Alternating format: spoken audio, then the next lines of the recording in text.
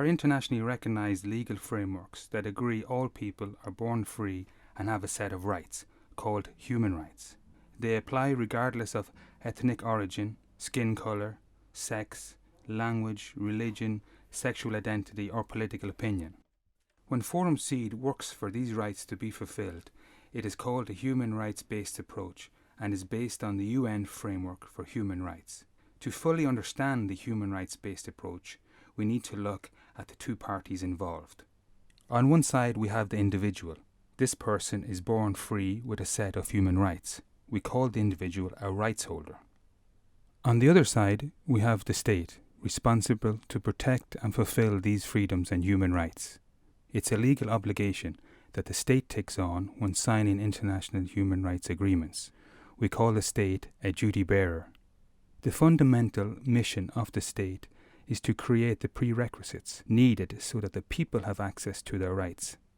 This is done by ensuring that no one is discriminated against, for example by establishing the same opportunities for boys and girls to attend school, according to human rights agreements.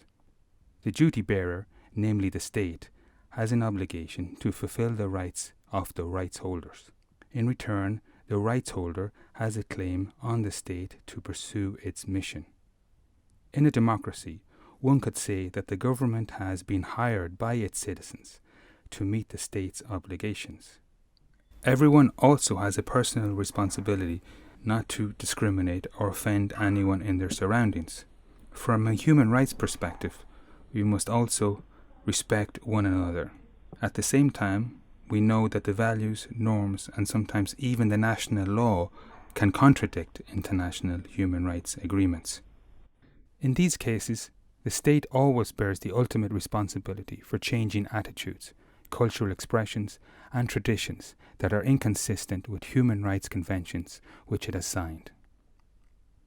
Forum Seed's work is about strengthening the rights holders' ability to demand accountability for change in cases where rights are being violated. The human rights-based approach is thus about change. Having a human rights-based approach means making contradictions visible by analysing inequalities.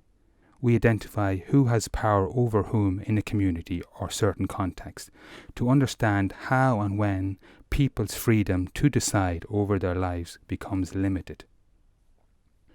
Sometimes the human rights-based approach is about demanding accountability from the state, and sometimes it is about educating authorities at different levels.